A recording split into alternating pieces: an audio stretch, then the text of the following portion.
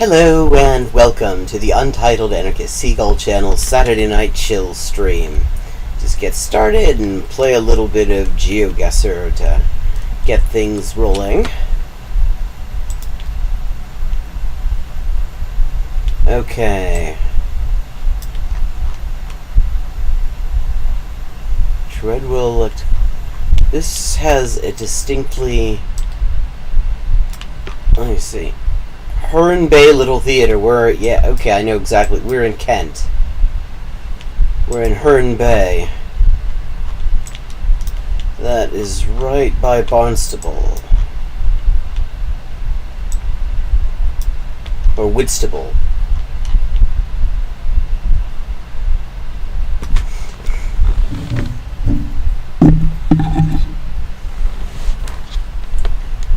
Okay, Heron's Leisure Centre, Sleeping Hare Pet Room, Herne Bay Football Club, Thanet Way,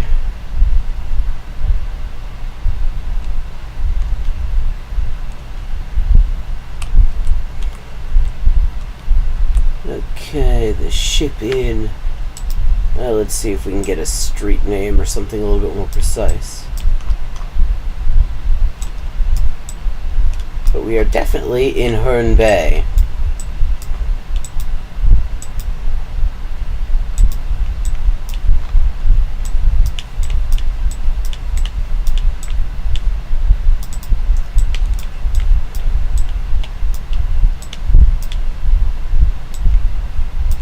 Okay, that hedge is completely obscuring the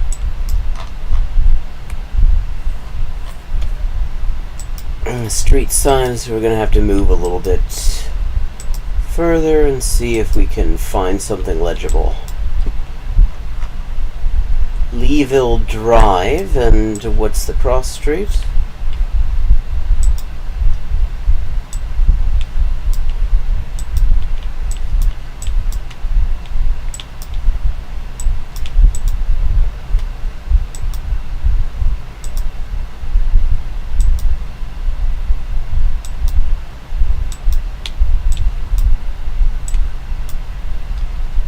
Wait.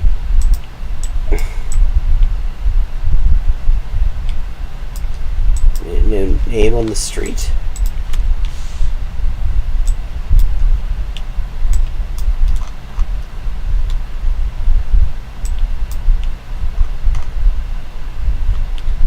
Church, that'll help.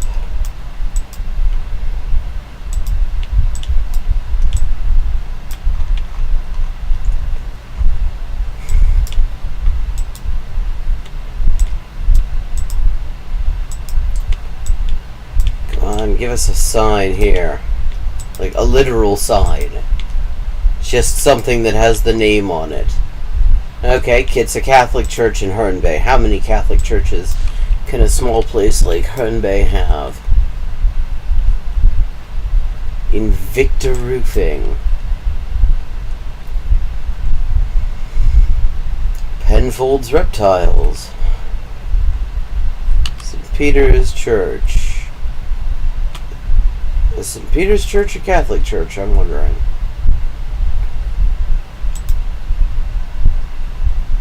No. No, that's not the one.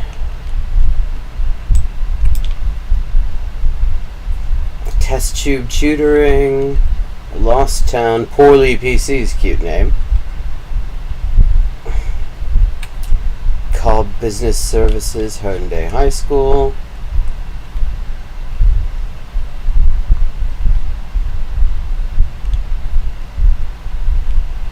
Saxon Internet Solutions.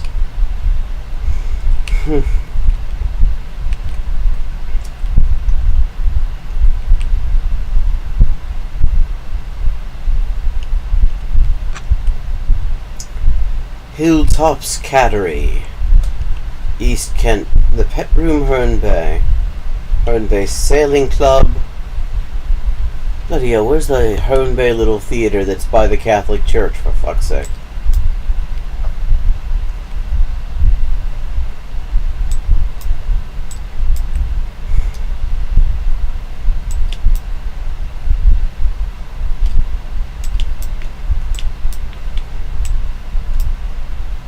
Daisy Do cupcakes.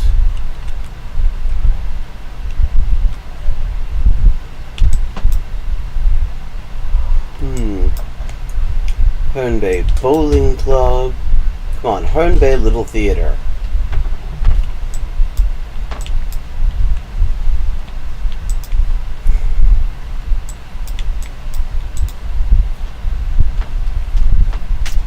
St. Mary's Retreat Hall. Give me a main street or something. Clarence Road.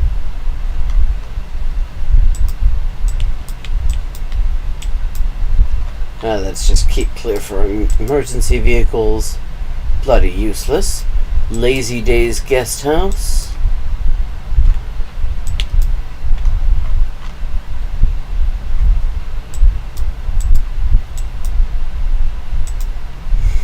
Okay, this is a larger street though. Let's see what this street is called. Avenue Road.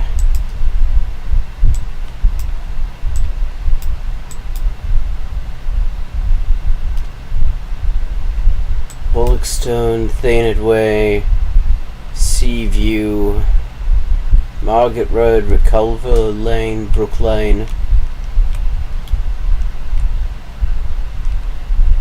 Herne Bay Road, Tankerton Road. That's already Whitstable. Thorndon, Herne Common. Come on.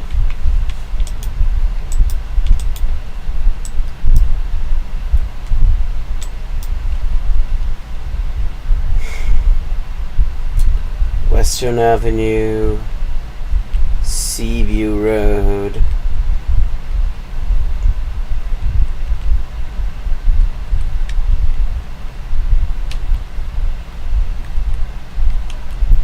Hogwell Sewer.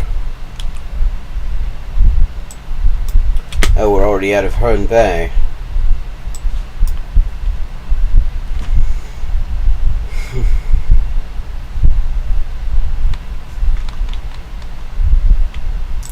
Herne Avenue, Mayfield Road, Kings Road, King Edward Avenue, Beltinger Road, Beltinge, Central Parade.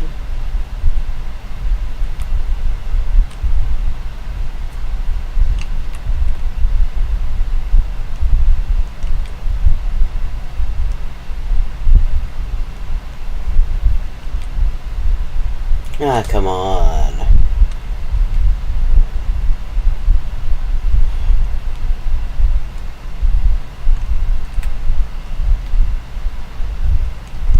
Lower Herne Road.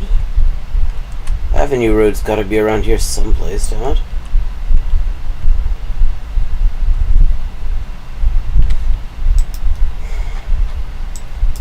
Okay, what else does this connect to? Okay, there's an Ability Plus shop. Oh, okay, that helps. Avenue Road is right on the water.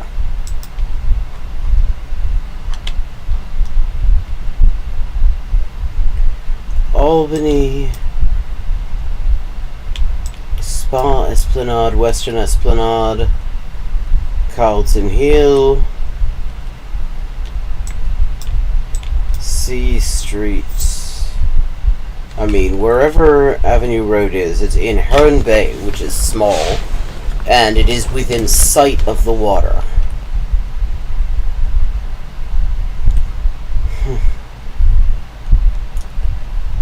South Road, Downs Park, Starfish Bar.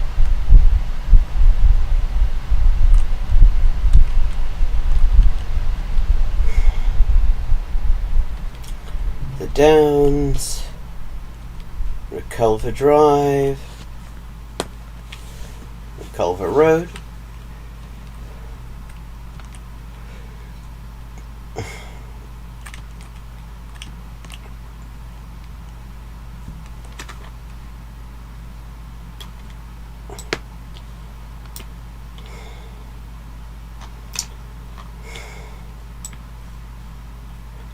Highview Avenue,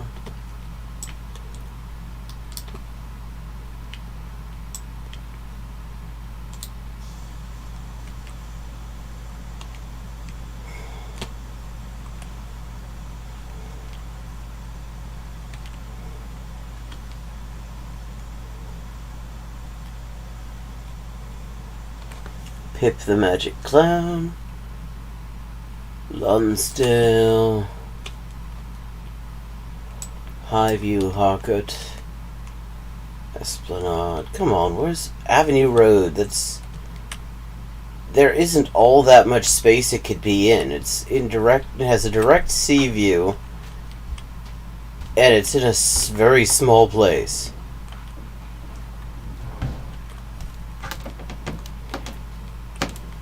Mortimer Street, Dolphin Street, High Street. Hang on. Lane End.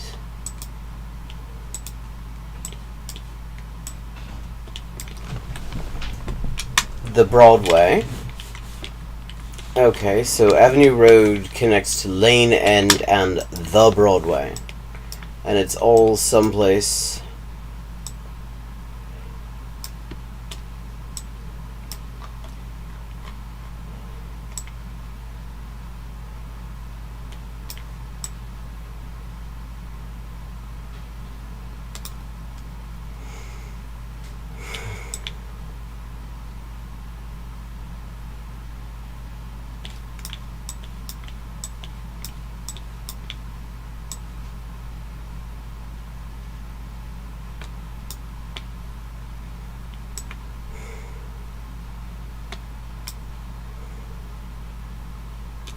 Bognor Drive, Central Avenue. Okay. Spencer. Oh, you haven't missed it. I was planning on continuing with it. Hello, Hail Satine. First one in. We're here looking for Avenue Road in bloody Herne Bay, which is a very small place unless you're trying to find a specific street and you don't know the layout. Culver Drive.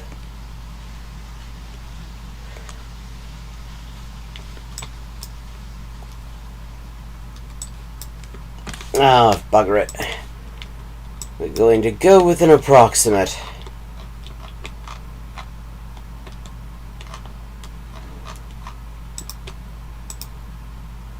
.7 kilometers. Where were we? So... Bloody hell, okay. Right on the Herne Bay Little Theatre. Nice of it to be right by the Herne Bay Little Theatre. That is why I knew it was Herne Bay. Because there's no reason something would call itself the Herne Bay Little Theatre if it wasn't in Herne Bay. Okay. Reserve. This feels kind of North American, but I'm not actually sure. Okay, that's a US looking meter, certainly.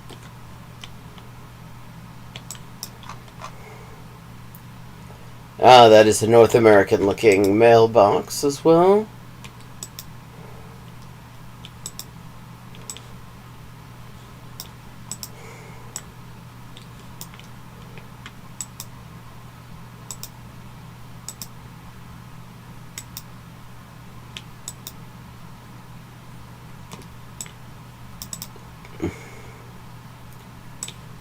Okay. Let's see if we can find something more of a main street. So this is just one lane. Okay, Northwest 10th Street. Yeah. US Canada style mailboxes everywhere. And what's this street called? That's 10th. What's this other one? Northwest 1st Street and Northwest 10th Street intersect each other. I hate it when cities do this. What the hell are they thinking when they do that? It makes absolutely no sense. It's just confusing.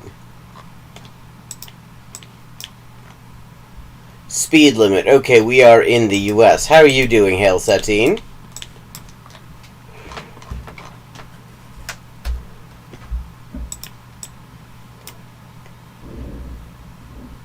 Something's Community Park. It's blurry.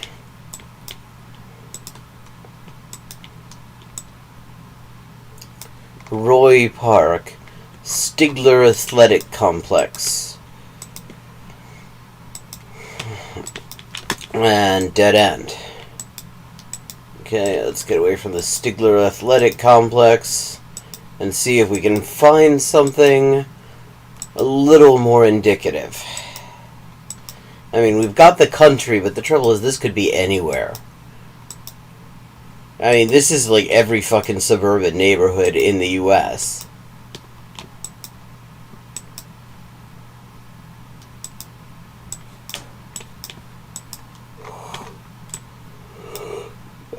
Ninth and H, and this is in a town that uses a quadrant system, and also I've never seen this anywhere before. Red street signs, red street name signs. That is new. Come on, let's get something council-y that'll tell me what state we're in.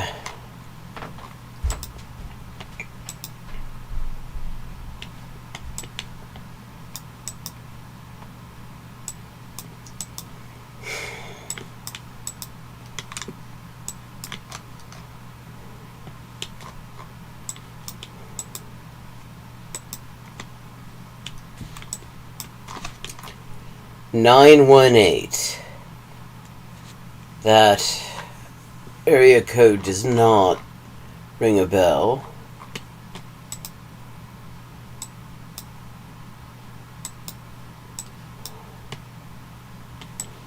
Anyway, actually it does ring a vague bell, but I don't remember where it is. Oklahoma concealed open carry classes. Ah, okay, we are near Tulsa. That's where we are. I remember that now.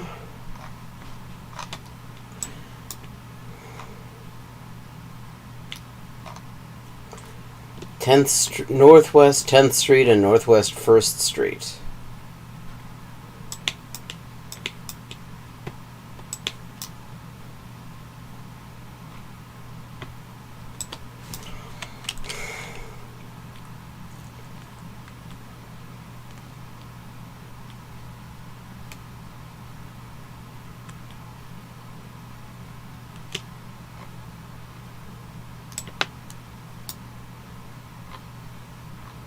Or was it Oklahoma City, possibly?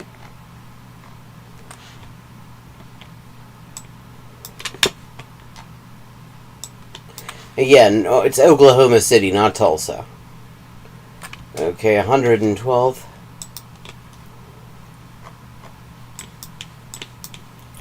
Let's get those street numbers again. 7th and F.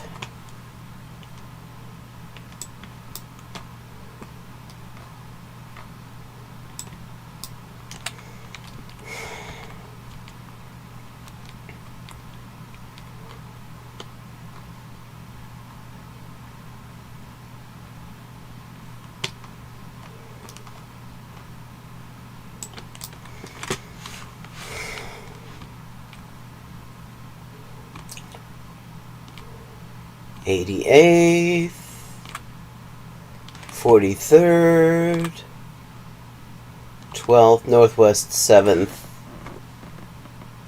Okay, Northwest 10th Street. That's where we started out. 10th and 1st.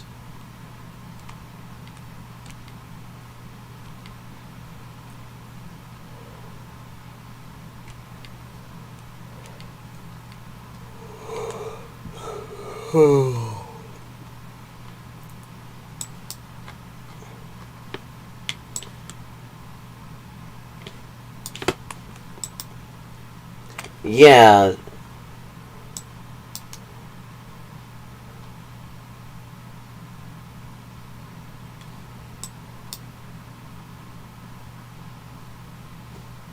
Oh, there's Northwest.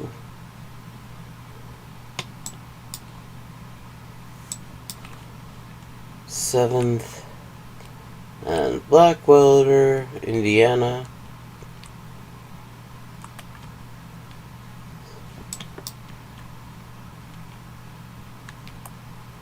McKinley.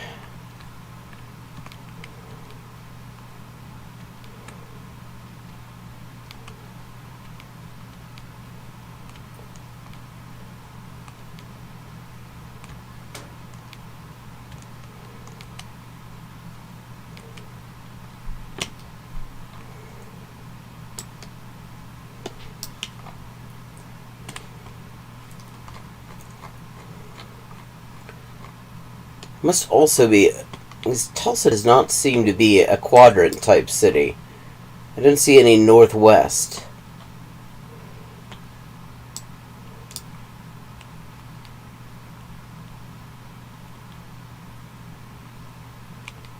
I mean, there's west, but not northwest.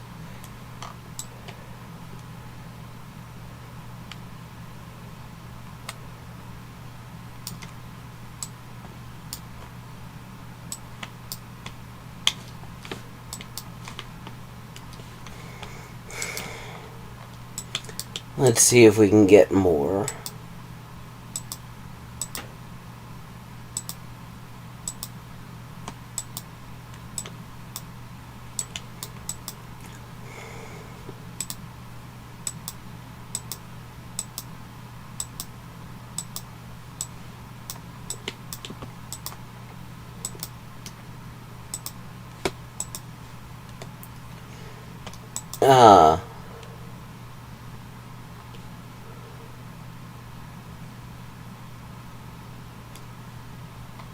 Let's see.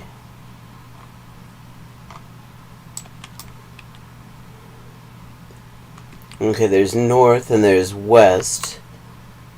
But have we got any northwest streets? Because so far it seems like the only one of those that we're finding, the only place that seems to have those in Oklahoma is Oklahoma City.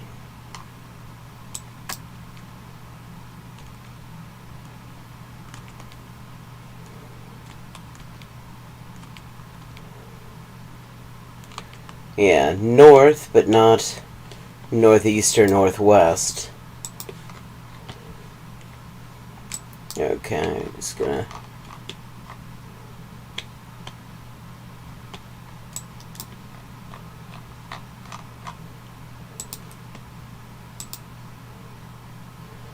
Ah, shit. Where was it? It was Stigler.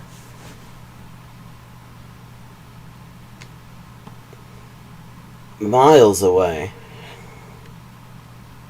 42.95 nonetheless. I mean, there was a sign for the Stigler Athletic Complex, but I figured it was just somebody's name. I didn't realize that would be a town.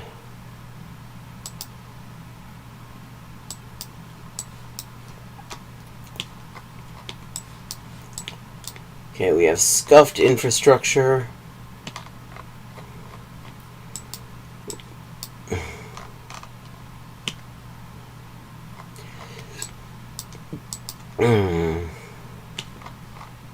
ADT, okay, I'm thinking it's North America.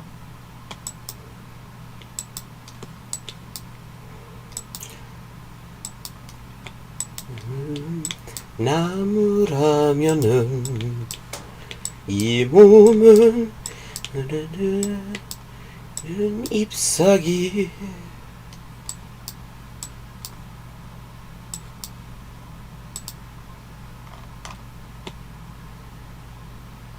Elderfield and Herwood.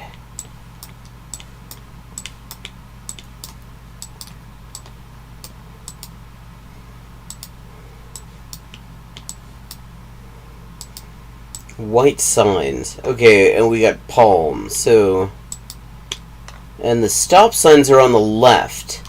Okay, now I'm thinking Australia.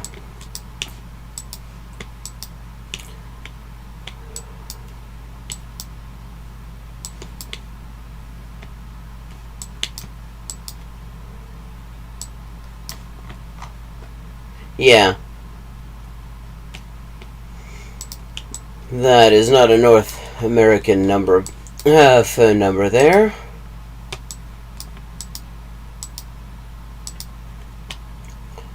So, someplace tropical. Verenigen Ven. Stem DA. South Africa.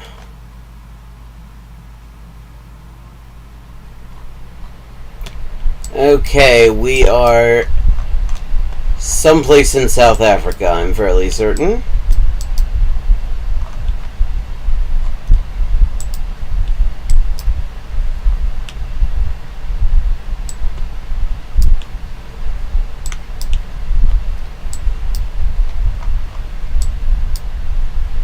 Brandwater. Laarskool Oosterkruin. Ingekerk Moerenbach. Yeah, lots of Afrikaans around here, so yeah.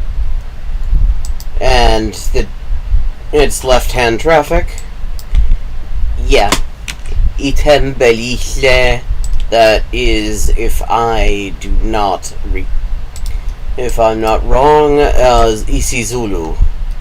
So, okay, we're in South Africa someplace. Someplace fairly residential. Someplace very Afrikaans. And I'm guessing probably around KwaZulu from the name we just saw, so...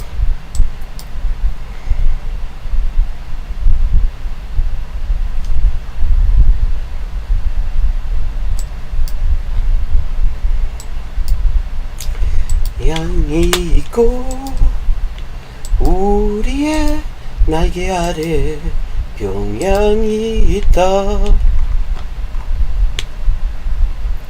Yeah, confirmation that we are indeed in South Africa.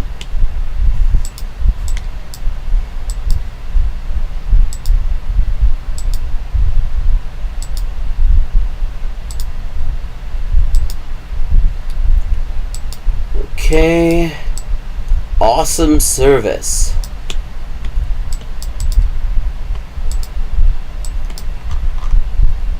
Afrikaanse Baptiste Kerk. Teangiko Urie Nalyare Pyongyang Ita.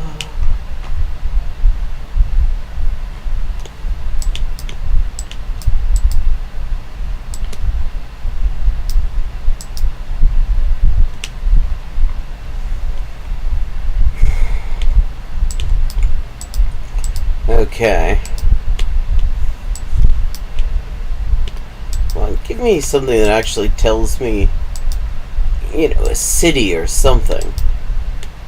I mean, so far it's a fairly urbanized, palm tree lined area in South Africa where people speak a lot of Afrikaans. That does not actually narrow it down as much as one might like to think.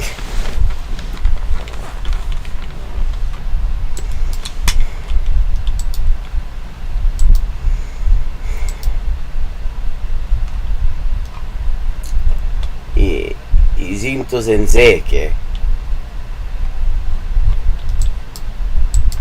Yeah, I mean, wherever this is, they speak Zulu. De DA krijgt dingen gedaan. The DA gets things done. That is like the biggest, most pointless fucking political slogan ever. It amazes me that has such currency, because like that doesn't mean anything. That literally you're just doing stuff. Like, lots of people do stuff. That isn't a distinguishing characteristic. Like, how completely bankrupt does your political party have to be that the best that they can say on their own propaganda is, we do stuff?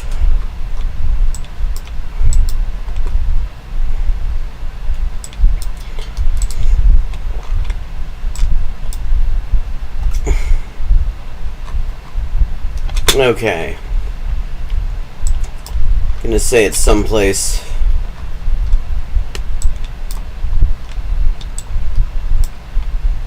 around here. Shit, it was just outside Pretoria. 639 kilometers. Not my strongest showing. So it seemed like that might be too far north for it. Felt much more coastal, is all.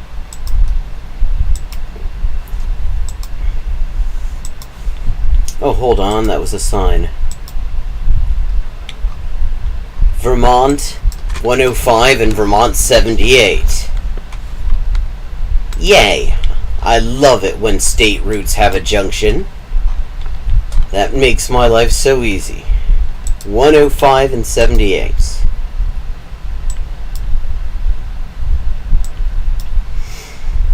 Okay, Hinsdale.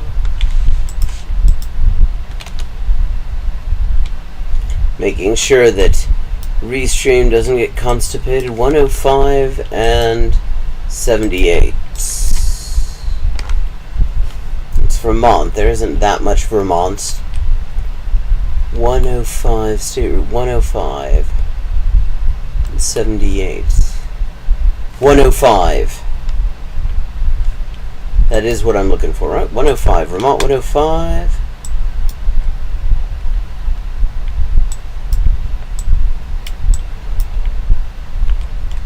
Intersects with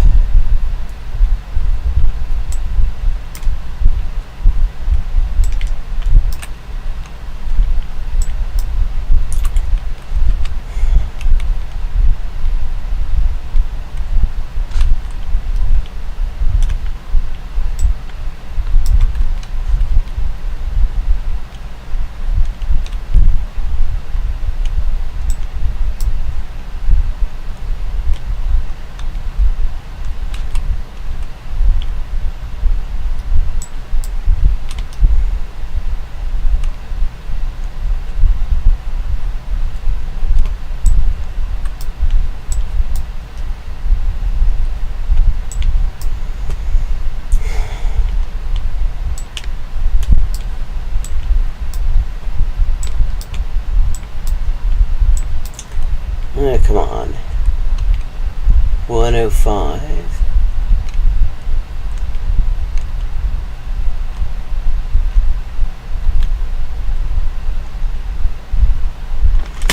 And 70. Oh, there's 88. 28B. 77. 28.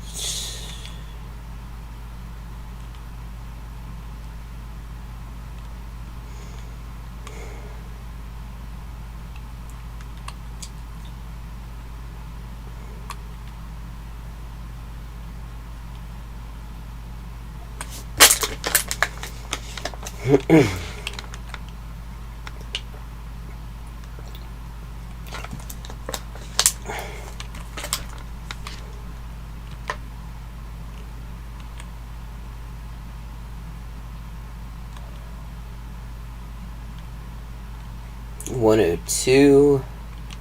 Okay, there's 105 again.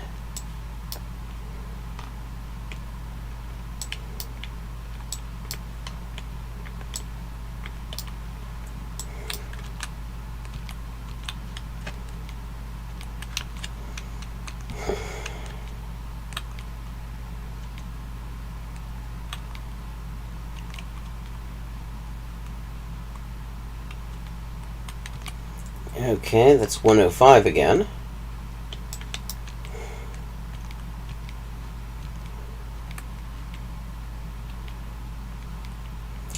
Moose Bog.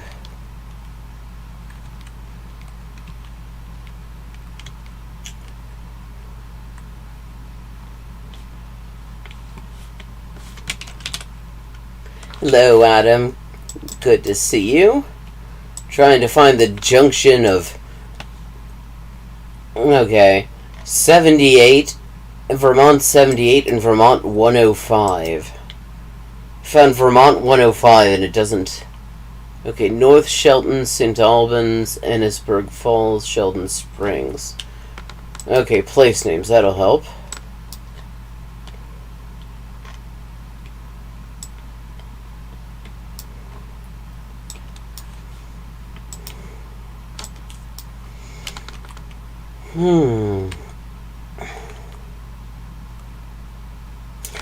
Ennisburg, St. Albans. There's 78 and 105. And it's right by Sheldon. And that is Plattsburgh.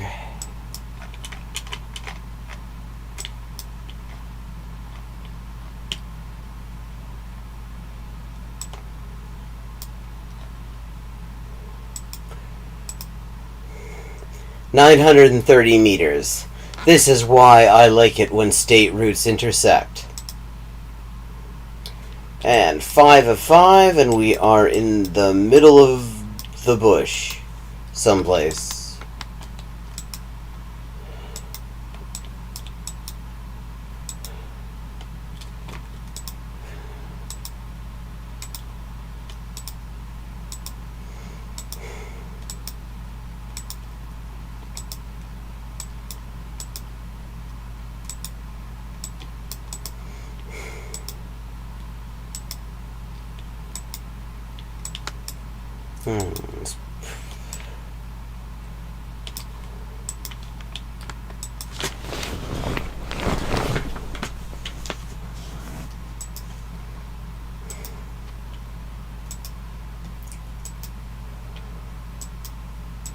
So, not a lot to go on here. I mean, it could be Australia. It has sort of a scrubland feel to it, but it could be Africa. Could be everywhere, pretty much. I mean, not Antarctica, but...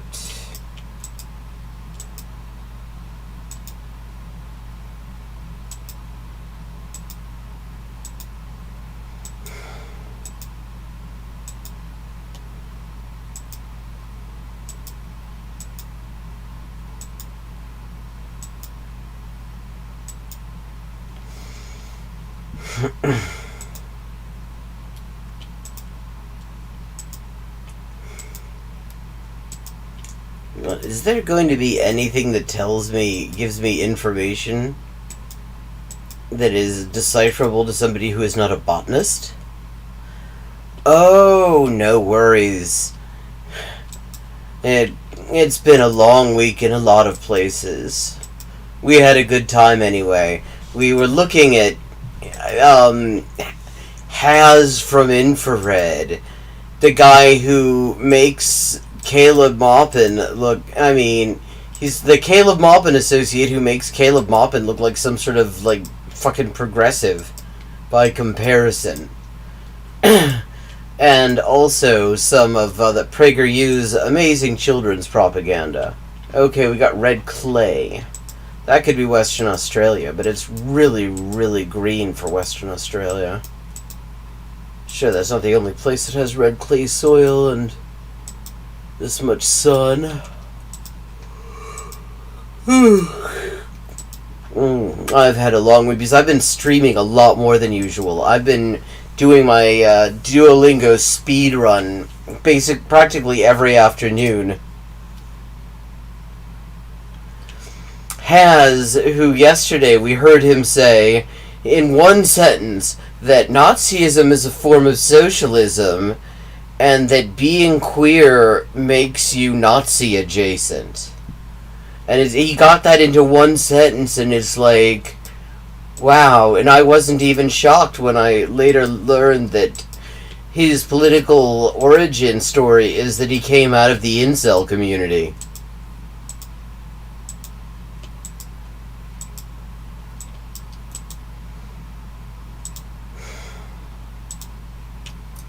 Okay, I don't even fucking know. Where's someplace in Western Australia? Uganda.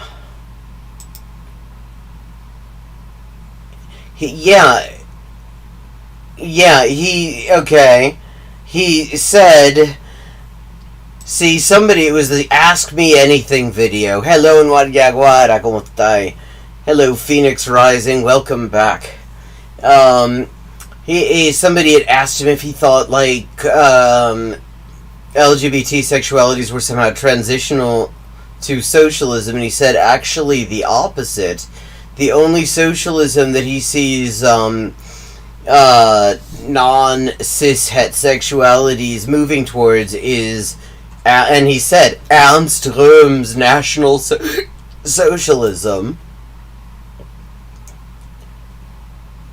And it's like in one sentence, he said that that Nazism is a form of socialism and that queer people are Nazi adjacent. I mean, talk about some like high-end reactionary shit. I mean, that is some amazing reactionary power levels. It begins to look like Caleb Maupin was like the fucking progressive wing of the CPI. Yeah, Hinks and Jackal. The guy who needs to sit down with Jason Hickel so that they can work out which of them's going to change their name so they can stop fucking confusing me. So, okay, it is the time when we dunk. So here is my proposal for the evening. Gonna start out with another, okay. Actually, I got another recommendation on Has apparently paid Fosh $50 to get on his show, and then got banned by Fosh. He's foul enough that he got banned by Fosh. But what I'm thinking is, we watch some PragerU Kids propaganda, and then after that, we get back to Ask Me Anything with Has from Infrabrown.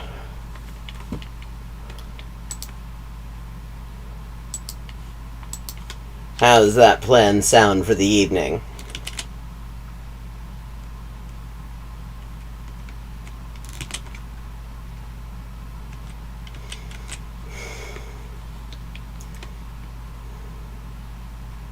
How to work hard and enjoy it.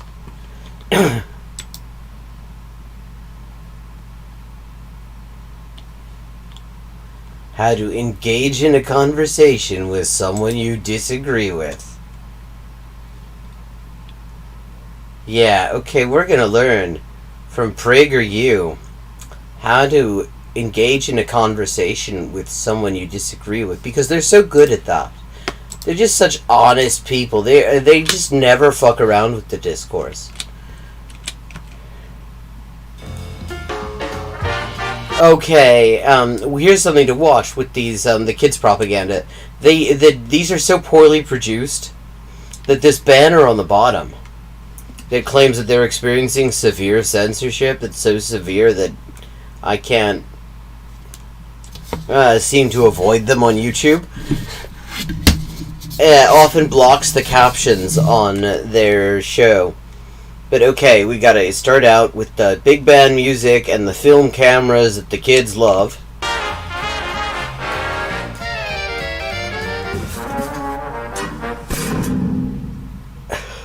Have you ever disagreed with someone on an issue that you both felt strongly about? Maybe things got heated. You kids! Yeah, I mean, that happens a lot. Like, I think these people at PragerU are annoying assholes. And a mate of mine, he thinks that they're evil fucks. And we're just at loggerheads about it. I mean, they're annoying, they're assholes, they're evil, they're fucks! And yes, I am kind of ripping off Bill Hicks there. But, you know, we learned how to agree to disagree, that, they could be annoying evil asshole fucks. These days, you just got... Yeah, with apologies to Bill Hicks, of course. No common sense. Well, I tell you what, you're just a bunch of buffoons.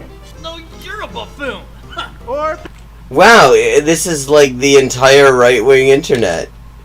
people got emotional. No one here understands me. Or maybe your mind just went blank and you just started making stuff up. Well, did you know that 120% of scientists disagree with you?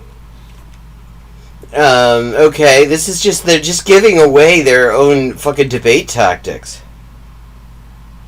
Yeah, it's amazing. I mean, they're plugged into the fucking oil money, and yet they can't get an image consultant to tell them that this can't possibly be helping.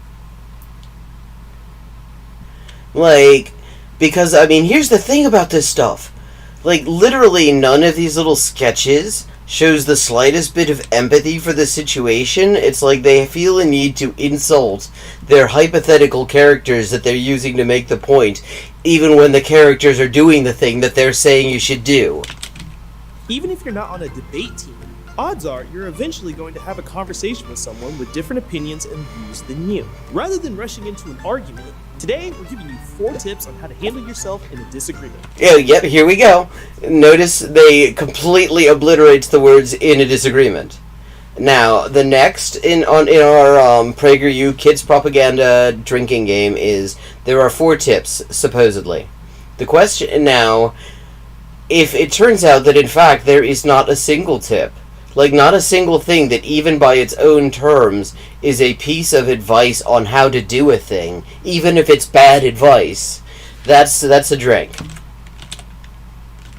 Yes, truly brilliant. Number 1, before you engage, decide your endgame. Wait, decide your endgame? Well, before you engage, decide. Okay, that's a tip. See, they're proving me wrong here, assholes. This is what I mean. They are evil fucks. They will prove me wrong in real time like this. Yeah, because that's an actual tip. It's a horrible tip, because what's the point of having a discussion at all if you're deciding your end game? Like, that's already deciding... yeah. That's you've already decided that this is going to be a fight and you're trying to win it. You're not even trying to engage and listen to the person. Now, let's see if they manage to maintain this premise for any length of time. Because, like, endgame, that's from chess. And the whole point of the endgame is you're, like, trying to calculate a way that you can only win. You don't always have to jump into a debate or a discussion. Choose wisely. But if you do decide to engage with someone with a different perspective, know your endgame. Are you trying to change their mind? Or are you trying to reach clarity over agreement? Sometimes the goal is just to discover truth, not beat your opponent or... Yeah, okay, yes, PragerU's goal is never to discover truth. ...your emotions. The goal is also not to just show off and beat people over the head with your superior logic. Well, no, sometimes that very much is the goal. Like, right now, my goal is to beat PragerU over the head with the fact that, like, I actually give a shit about facts and have a much better sense of humor than they do, and they're full of shit. No, we do not want to tell these people about dialectics. The last thing we need is for them to start... We start telling them dialectics, they'll start making fucking videos for CPI. Recognize your opportunity to engage with someone who has an opposing view, and use it as a chance to hear their perspective, and come closer to discovering what is true. Or... Okay, so they're misusing the word endgame here, that's the thing. Because they're saying your purpose, but they've decided to call it an endgame, even though the purpose of an endgame is literally always to win. That is the point of it. Unless you absolutely can't win, and then you're just trying to save the draw. Or maybe even change a mind or two. Number 2, listen before you talk. In a disagreement... Oh wow, Jesus Christ, these people are completely fucking up my drinking game, because these are 2 things that are actual pieces of advice about the thing that they claimed they were going to give people advice about. This is literally the first time this has happened, and this is like the 4th of these that I've looked at. And every single time they say like 3 tips, 4 tips, and it turns out it's no tips, not a single actual piece of actionable advice, good or otherwise, that is relevant to the thing that you're supposed to be learning to do. It can be tempting to dominate the conversation with every thought that comes into your head. After all, don't they care what you think? I'd love to know what your thoughts and opinions are. This doesn't usually happen. If they're... Oh, well, yes, I can imagine this does not usually happen to you. I can imagine that nobody walks up to anyone who is affiliated with PragerU and asks to hear about their thoughts and opinions. They're like most people. They care more about what they think and making sure they get their own points across. Get it through your head! So let them. The first thing to do in a disagreement is to listen carefully to what the other person has to say. So don't just sit there quietly and think about what you're going to say next. How do you like that statistic? What about the turtles? Wasn't even talking about the turtles. Are you even listening? Well, yes, but what about the turtles? I like turtles. I like turtles better than any person in this video. If I had a trolley, if I were controlling the switch on a trolley, and the trolley was either going to run over every motherfucker in this video, or a single terrapin, yeah, I hope they took out some life insurance policies, because that terrapin is going home to his family.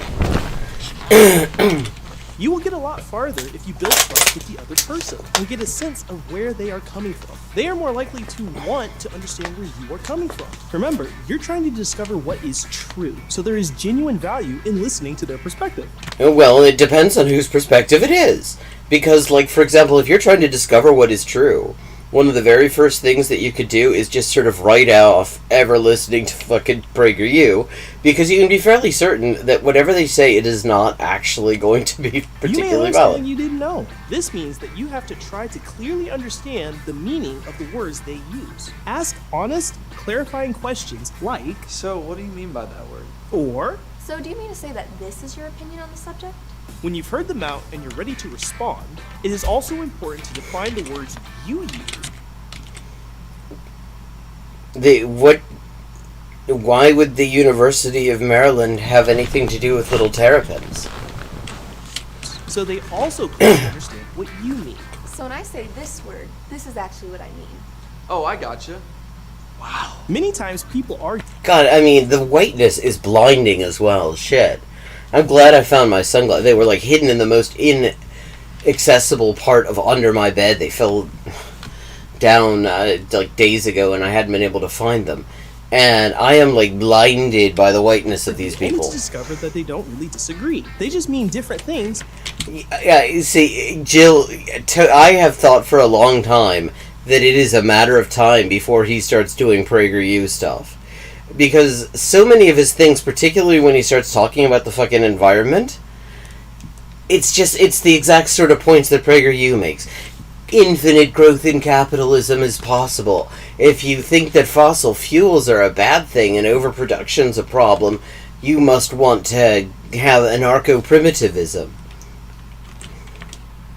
By the words they use. Asking clarifying questions shows the other person that you are genuinely listening and eliminates the pitfall of simple misunderstandings. It helps to approach the conversation with the goal of clarity over agreement. Even if you don't end up agreeing, at least you'll both walk away with a clear understanding of the other view. And that's a win This is considerably less whack than the last thing. for everyone. Number 3, assess for logical consistency. Oh, you don't want to teach people to assess for logical consistency, PragerU. You would not do well in that assessment. The next thing to do is to assess the validity of the statements made by the person speaking.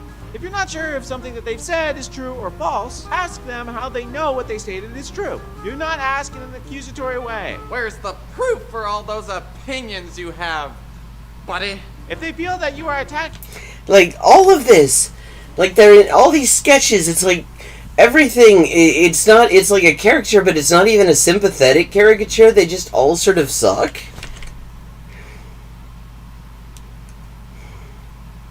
Oh, no apologies needed. I'm here for terrapin facts. I like the little creatures. them or trying to prove them wrong, they will respond defensively and things will get ugly. The point is not to attack, but to discover what is true. Once you know where they're getting their information, you can assess whether it's a good source or not. For example, if they say, yeah, it's gotta be true, I heard it on PragerU, you know this person, like, needs to get a fucking book or, read a book or something. Usually people claim to have knowledge based on 3 sources: reason, or logic, experience, or intuition, which those are 3 things that people will claim to have knowledge based on, yes, but it's also people read things, people look at studies, people look at information, and the Nazbol City Builders Corporation. Nazbol City Builders Corporation sounds like the successor company of Weyland-Yutani. includes emotion and trust of others. Many people believe Oh fuck, that's a meme I need to make. I need to have I need to take a still from Aliens where it says with the Weyland-Yutani logo and I'll put it under "We Are City Builders." things to be true, not because they have proof, but because they want it to be true. I want it! It's okay. This is what you call Okay, and the one woman in this whole thing is constantly being portrayed as, like, fucking cartoonishly hysterical. confirmation bias. Basically looking for things to confirm what you already believe and ignoring things that might say otherwise. I believe that all clothes are red. Evidence. It's important to drill down to the facts and see if the other person's view aligns with the best evidence. If it doesn't, Yes, and the best evidence will not be on PragerU unless it is evidence of what PragerU says. you have found an inconsistency or a rhetorical fallacy. Aha! Here are a couple fallacy examples. Non sequitur. The conclusion does not logically come from the reasons or evidence. I know that all clothes are red because my mom's face turns red after talking to me. Okay. Points for the fact that that is an example of the thing. False dilemma. A choice between two things when more choices exist. Oh, you mean sort of like that time you did that video, PragerU, on wind and solar versus oil, and basically suggested that the only possibility was the current wind and solar technology versus the current fossil fuels technology, without considering the possibility that wind and solar are still fairly early in their development cycle and could potentially get a lot better than they are now. That's a good example of a false dilemma. You do some very good false dilemmas on here, PragerU, with your oil money. There's only two colors in this world to choose from. Yellow and blue.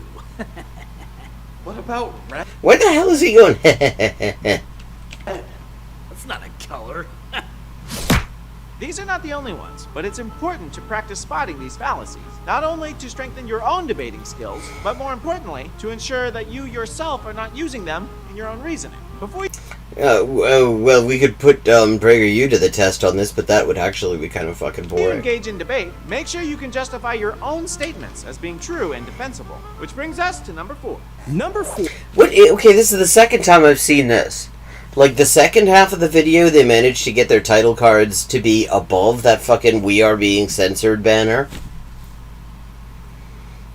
But the first half, they are all just behind it. The bottom line is always behind it, and you can't read it. 4. Be prepared to defend your view. It is important to know what you stand for, what you believe, and why. Once you know what you stand for, you should be able to present it in a compelling way. But, unlike me, I work for PragerU, I stand for fucking nothing. After the other person presents their view, you need to be prepared to present yours as a proper counter to their opinion. But it's not enough to simply say what you think. Here's what I think about it. You need to be ready to defend it, but not attack the other person in the process. Well, except when fuck them. There's an important exception to that. Fuck them. Like, for example, I'm going to attack the people who made this in the process, because fuck them. Make sure you are well informed and are able to back up your opinion. In other words, turn this YouTube channel off immediately and go to something worthwhile. No PragerU. You need to make sure you're well informed. He said so. PragerU said that you really need to stop watching their crap. You can do this by citing data. First of all, backup is 2 words as a verb. Statistical evidence, or anecdotal evidence that affirms your view or refutes theirs. The more you know about an issue, the easier it will be to give evidence right there during the conversation. And save yourself the frustration of thinking of the perfect response later in the shower. So, for anyone watching who wants to be a master of navigating difficult conversations, here are some rapid-fire additional tips. Watch out for pride, both in yourself and in others. Many people will not budge on their stance, even if you prove them wrong, because of their pride. Or because of their funding sources. You gotta watch out for your funding sources, too. Because a lot of people will say some embarrassingly bad shit that is just completely indefensible, all because they're getting money from people who find it suits them to have people believe that shit. Don't be one of those people. Be open to changing your mind. Remember, Yeah, I mean, like, just look at PragerU. They're totally open to changing their mind. When you point out that there's no actual evidence that raising the minimum wage increases the unemployment, they immediately just pretend that you didn't say anything. remember, you don't know everything, and there's Oh no, wait a second, there it goes again. always something that you can learn from everyone. Don't be the guy that thinks he has everything figured out. No, nothing left to learn here. Look for the truth and be Like, what the fuck is that? willing to change your mind when you think you've found it. Try to find common ground where you can. Wow. Common ground. What? Don't let emotions take over. Avoid name calling, referred to as ad hominem. And Okay, that's not actually what ad hominem is. If I say you're an asshole, that's not ad hominem unless that is I'm saying you're an asshole and therefore you're wrong. If I call these people a bunch of grifters, the only way that's ad hominem is if I'm saying that they're a bunch of well, actually that's not ad hominem. It is just a statement of fact. They are that thing. And it also does necessarily affect their credibility that they are grifters. So that's not a good example. But if I say they're a bunch of pricks, that's not ad hominem unless I am actually saying, and therefore what they're saying is wrong. getting angry or hostile. You baboon! Your brain is the size of a chicky nuggy! Direct your A chicky nuggy? words to the argument, not the Does anyone actually say chicky nuggy? person. Be gracious. Leave room for your opponent to exit the debate with some dignity. And leave the door of friendship open for future conversation. Don't just beat them into oblivion with the bat of logic. Oh, no. I'm sorry, I can't agree with this. I want to beat these people into oblivion with any bat I can find. If it's not the bat of logic, the bat of cricket, Wrong again. they're just too annoying. And again. Having a disagreement is inevitable, and it takes practice to present your views clearly and convincingly. But it's a skill worth having. Sharing what you believe in a compelling way is a talent that will pay off throughout your whole life. Just remember to be kind to yourself if you fail to change the other person's mind. And be kind to them if you succeed. You might just make a friend. Or at least just not make an enemy. So let's recap. Number 1, know the purpose of engaging in the argument. What's God, okay, once again, misusing the word your endgame. end game? 2, listen before you talk and clarify the meaning of key words. Number 3, assess arguments with logic, not bias or emotion. Number 4, be prepared to defend your view with evidence. Thank you for watching this how-to video for PragerU. We hope you learned something new. Did you learn something new? 'Cause I did. No, not really. Why? Please like and share these videos, and be sure to watch these videos at PragerUkids.com. Oh yeah. Oh, yeah. It's actually kind of an ableist term. It refers specifically to cognitive decline secondary to hypothyroidism. Okay, so we finished that little cowpat, and it's time to get back to Ask Me Anything. Okay, and I'm just gonna back this up so we can all hear. No worries. Government has canceled pride parades before because they kind of want to be neutral. Oh yeah. Here he is getting. Here he is saying that he doesn't know anything about Cuba. Because the thing is, Cuba has been for the past 10 years participating in the International Day Against Homophobia and Transphobia. They're kind of big on it. Like if you go to Cubavision's YouTube channel, you'll find they actually talk quite a lot about this. If you go to granma.cu, they talk a lot about this. There's a lot of discussion about it. It's kind of a thing for them. The back and forth. You know, there's a Catholic part of Cuba that's against it. The government has canceled pride parades before because they kind of want to be neutral. No, they're very much not neutral. Their fucking constitution is, like, queer enough that TERFs will turn to stone if they look at it. This whole thing, you know, so it's just not true what they say. So no, I don't think capitalism gives rise to heteronormativity. Capitalism literally has given rise to heteronormativity. In fact, a lot of places in the world had not actually had heteronormativity until capitalism was brought to their shores by imperialists, like Africa, for example.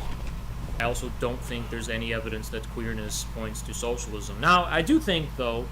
Here it comes. This is what I was talking about. What they call queerness might actually point toward socialism in one sense, and I think that could be the National Socialism You heard that right. This is what I'm talking about. He's just... of Ernest Röhm and the SS. First of all, it's not Ernest Röhm. It's Ernst Röhm. And he's not in the SS. Like, okay, apart from... He got, like, how much... He could diagram all the shit that's wrong with that sentence. First, he says that Nazism is a form of socialism, and that queerness is Nazi-adjacent, and then he says that Ernest Röhm, by which he means Ernst Röhm, was in the SS, which he rather notoriously was not. He was in the SA. And during the power struggle between the SA and the SS that culminated in the Night of the Long Knives, that's why he got fucking taken out. In the 1930s. So that is definitely a form of socialism that was associated, or was the conclusion of what they call queerness. And no, it actually wasn't. They fucking burned down this Institut für Sexualwissenschaft. Criminalizing gay people was kind of a thing for them. The fact that they were gay people in the SA, in fact, part of what they were doing, part of what the Night of the Long Knives was about, was they were trying to purge the gay men in the SA. He arrives at that because he's a fucking incel. So that's my response. Great. Okay, next up is Astro Proletariat. Go whenever you're ready. Hello, thank you. I just have a simple question here. Should be done pretty quickly. Oh, I can't wait. Do you see unions and striking as a viable option for both revolution in developed and undeveloped nations? Oh, okay, somebody once again, somebody in his chat is having a go at him. Is National Socialism was socialism? Yes, yes, has his chat. He actually said that shit. That's who you're hanging out with there. If so, how do the two situations compare? Yeah, it just depends on the context. Obviously, striking can be an effective... I mean, look at the Indian farmers' strike. It's for unions, again, it depends.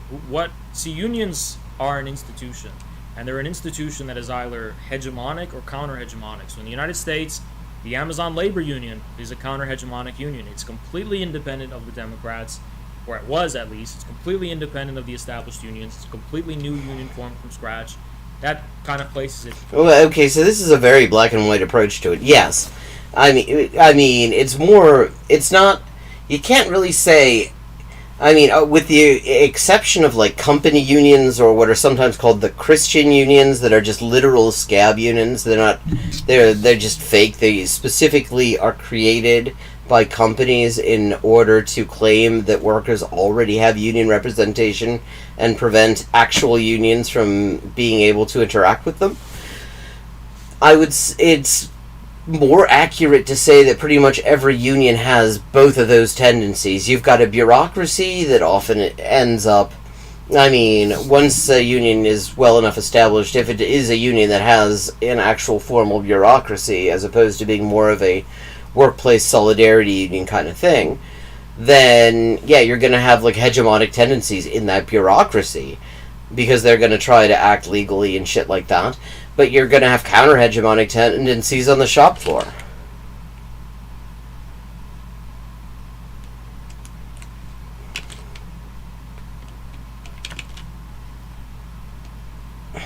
I mean, it's like the same thing where people will say,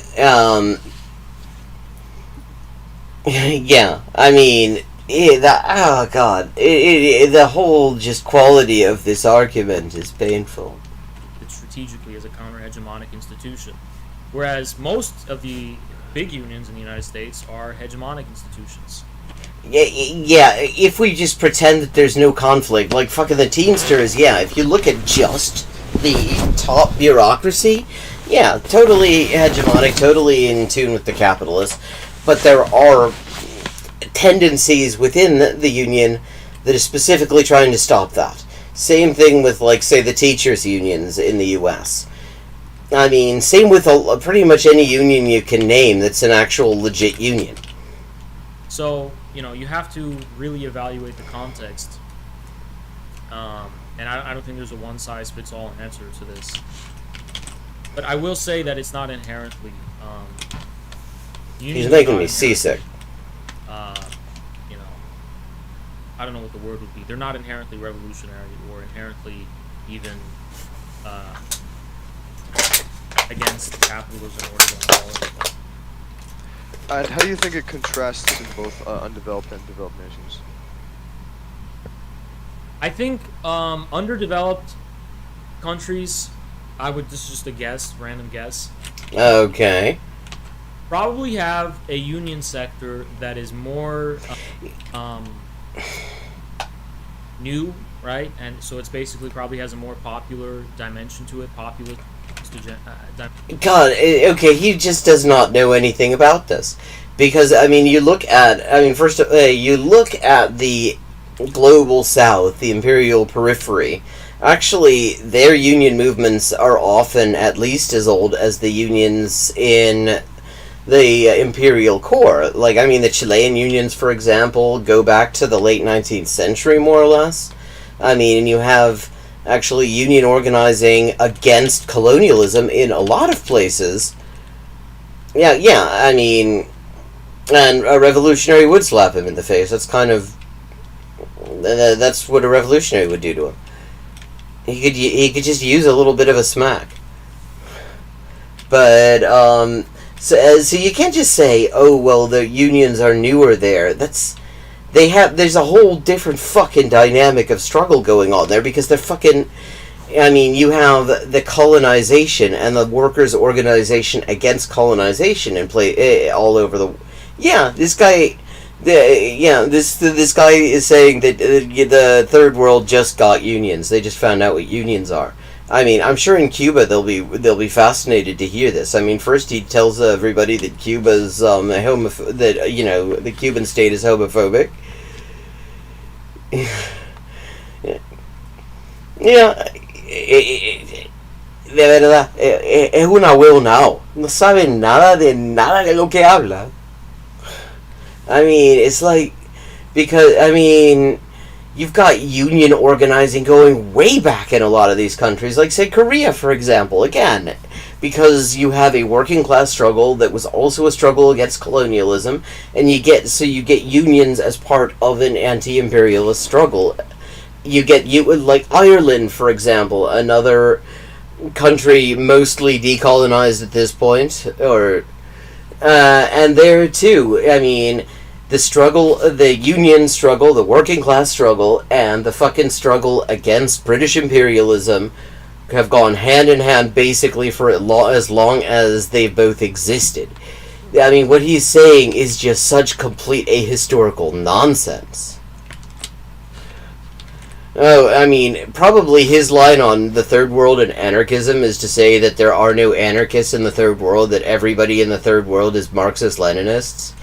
I mean, that's the line you hear from a lot of fucking Anglo-speaking, leftists, especially like or reactionary, like faux leftists like this guy. Yeah, they'll be like, "Oh no, everybody in Africa is Marxist-Leninist. Everybody in Latin America is Marxist-Leninist," and it's like stairs in Clotario Blest. I mentioned to it. It seems to be more agrarian, if we're talking about underdeveloped, and it seems to be more pivotal and organized. He says it seems to be because he doesn't know any of this shit. He does not know anything about this. Organizing things against the status quo. Whereas in developed countries, it appears that unions have a role of consolidating the status quo. So I guess that would be my best guess, right? You don't need a best guess. You could learn about these things. They aren't fucking secrets. You can go and read about the fucking labor movement in any country in the world you want to list. I mean, you want to know what the unions were like in Paraguay? What the history there is? There are books on this. There are books about the fucking the history of the labor movement in Burundi or Andorra or fucking Liechtenstein. You can, you don't need to guess. You could actually read about this stuff. People have actually kind of it's been a very popular subject amongst communists to talk about the special characteristics of the labor movement in the imperial periphery in the colonized countries. This isn't something you have to guess about. There are entire libraries of this stuff. Alright, thank you, Oz. Great, thank you. So next up we have Pepe Pinochet. What did I just hear? Great, thank you. So next up we have Pepe Pinochet. Pepe Pinochet, weón. Yeah, wonderful. What wonderful fucking...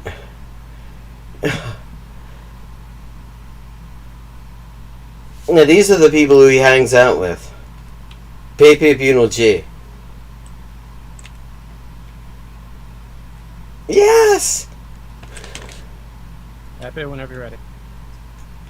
Howdy. So, I don't quite know who you are, but I've been listening. I'm right-wing myself. Well, you have something in common with Haz there. Yes, this guy's name is Pepe Pinochet. He is a frog installed by the CIA to bring neoliberalism to Chile. But I just wanted to ask you a couple of questions. All right, I would say that like here in the West, and by the West I'm referring to the 5 countries in the Anglosphere and of course Western Europe, that there is kind of like a cultural war that's been waged. God, he's making me seasick with this rocking. Get another fucking chair, dude. These white heterosexual Christian men, where, to put it in the words of Eric Zemmour from France, that our quote-unquote brilliant progressives have brought racial war and religious war back to us. Eric Zemmour, does that name ring a bell to anybody in chat? With their belief that people are undifferentiated beings, interchangeable, of no sex and without roots. Okay, so this guy's just a straight-up Nazi. So it will be very interesting to see just how much of that Haz actually disagrees with. And he also stated, are the young French going to agree to live as a minority on the land of their ancestors? So that resonates with me a lot. So, okay, yeah, okay, so you're fucking fascist. So from what I've heard you say, it seems like maybe there's some, maybe you're in some agreement there that like... Yeah, that's the impression I get too, Pepe Pinochet. Well, I get the impression he's in some agreement there. People would consider me an ethnonat, which I just kind of consider conserving your fucking land for your people. Okay, yeah, so he literally is an ethno-nationalist. Like, this is the part where you just kick him out of chat. This is the part where if you have any legitimacy as any kind of leftist, and he like tries to pretend to be some kind of leftist occasionally, you just kick the motherfucker out of chat and you apologize for the fact that he was in there in the first place. Like, that name should have been enough. Pepe Pinochet, conche tu madre, weón. Gacho culiao. Is that something that you critique or you're against? Or? So, as far as that culture war is concerned, I would not describe it in those terms specifically. I think you can be more broad and just... Okay, so he's not going to describe it in those terms specifically. So far, this does not feel like... No, the chair is humping him. The chair is humping him. Say, there's an attempt by the globalists... There's an attempt by the globalists to subject the populations of the world, actually, to the homogenizing institutions. Okay, this is just straight up Nazi shit. No wonder. I mean, of course they're gonna get on. Let's see what if his chat actually manages. God, if you're gonna have a light background, then don't have your chat in white. It's illegible. Of social engineering and social control. The reason why it seems like, for example, I'll name them, right? Why are white people seemingly targeted? Well, they're only targeted in white countries because they form the majority of the people there. What? Okay, what the fuck did you just say? Because they form the majority, they have the potential or the possibility, of giving expression to a politics that is antagonistic to the interests of their own ruling class globalist elites. Their own ruling class globalist elites. Este weón es nazi. Es simplemente nazi. This guy is just, this is just fast shit here. Like, can he just drop this mecha tanky bullshit and just, go back to his fucking incel roots? So that's why there's that, right? It's ultimately against populism. Now, then there's Christianity. Why are they turning against Christianity?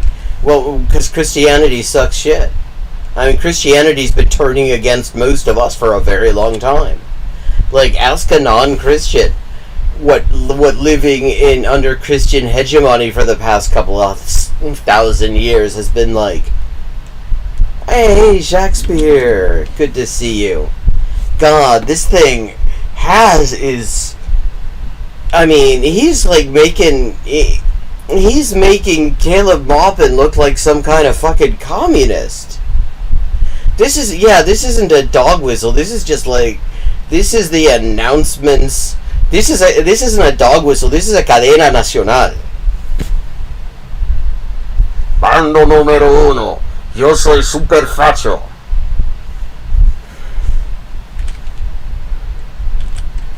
Because again, Christianity is this reservoir of values and beliefs and traditions. And genocide and bigotry and fucking torture and mass murder and plunder and imperialism. Like, you can't be an anti-imperialist, claim to be an anti-imperialist. I believe he claims to be. He's part of the CPI and they claim to be anti-imperialist. They're not, but they claim to be. It's in their marketing materials. And not have a critique of the role of of Christianity in imperialism. Like the fucking Catholic Church's doctrine of discovery. Years old, that cannot be conditioned or controlled by these institutions. Okay. Which is also bullshit.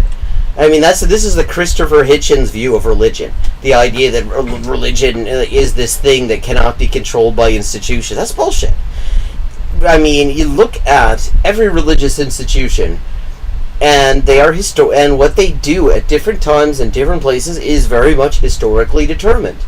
So, which is why there is a big difference, actually, a lot of the time, for example, between white Christianity and, say, Palestinian Christianity, to the extent that white Christians actually kind of don't give a shit about Palestinian Christians, even though the people fucking with them aren't even Christians. Yeah, he is basically a 12-year-old. Which want to create values from scratch. And he thinks, especially, you forgot, he also thinks sex is icky and girls are icky, and he doesn't want to hear about either of them. He is a fucking 12-year-old. Then there's heterosexuality. Why is there a war on heterosexuality? Well... A war on heterosexuality? That seems to be more because... if you think about it, the traditional heterosexual relationship is always going to be the one that is the majority of any given people. Yeah, so where's the war come in? It's also the relationship that gives rise to the, creation of new people, right? So heterosexuality is a specific... Except that's not true either, because, there are queer people creating new people. Relation that creates other human beings. Controlling the way in which other human beings are created is necessary if you want the... and how's that the war against heterosexuality? That's the church has been doing for centuries. That is what the fucking capitalist, European capitalist imperialist hegemony in the rest of the world has been doing for basically as long as it's existed, controlling people's sexuality. God, this guy is totally... it's it is actually very mask off that Caleb Maupin will be seen with this fucking guy. And my understanding is he's still standing him. Yeah, because he's an incel. This, plan to homogeneize and institutionalize the entire population. And the reason why heterosexuality has to be targeted is because heterosexuality isn't being targeted. The fact that queer people exist is not targeting heterosexuality, you dickhead. It just means some of us aren't interested in it, because... yeah. Heterosexuality, from a Freudian perspective, contains the seeds of alternative forms of sociality and from a Freudian perspective?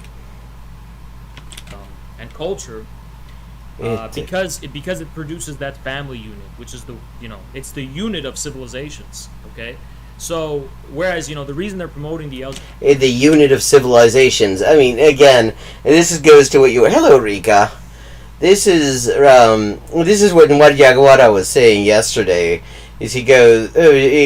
She was saying, tell me you've never taken an anthropology class without telling me you've never taken an anthropology class. Because, like, his whole sort of universal heterosexuality shit, I mean, it only makes sense if you think that the world, that history doesn't exist. LGBT stuff so much, at least in part, is because there's no threat that this is going to give rise to an alternative unit of a civilization antagonistic to the ones the globalists are trying to create. Okay, so you're saying that the ruling class is been violently opposed to non-cishet sexualities for ages because they aren't a threat? They are that the ruling class is big on compulsory heterosexuality because heterosexuality is a threat to the ruling class? I mean, and I love how he he talks about fucking queer acceptance as Western hegemonic culture or something like that. It's it's in my lifetime that queer acceptance has become anything that sort of on the mainstream even wants to be associated with. Yeah, he thinks the 1950s was 6000 BCE. That's about right.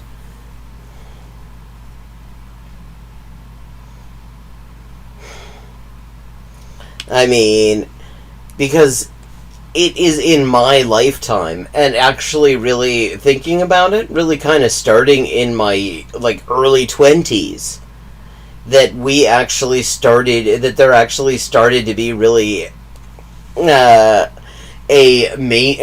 truly mainstream support for LGBT rights at all, even rhetorically. In the 1990s, there was the Bipartisan Defense of Marriage Act. For fuck's sake. So this idea, he's acting like this is something that the ruling class have just always wanted. The globalists, by which he means the Jews. It's the bracket globalists. I have just always been trying to do, Stonewall didn't happen. I mean, God, this guy. It is so mask off of Caleb Maupin to be associated with him, because this guy's just fash. I mean, he can put as many hammers and sickles on, in his bling as he wants. He's just fash. Every time he opens his mouth, he just says some Nazi shit. And with that, cheery thought, it is time to call it a night. It is 1 a.m. Thank you to all of you, Nwadyaguara, Shakespeare, GLS, Adam, Hail Satine, and the rest of you for joining in and giving us this lively chat. I love how lively the chat is anymore. And I look forward to seeing you tomorrow night. I mean, not tomorrow night, Friday night, and next at 11:30 p.m. U.S. Eastern Time. And also, let me just give you, just in case some of you haven't already got it, my other channels, because I also stream. I do a language-related stream here.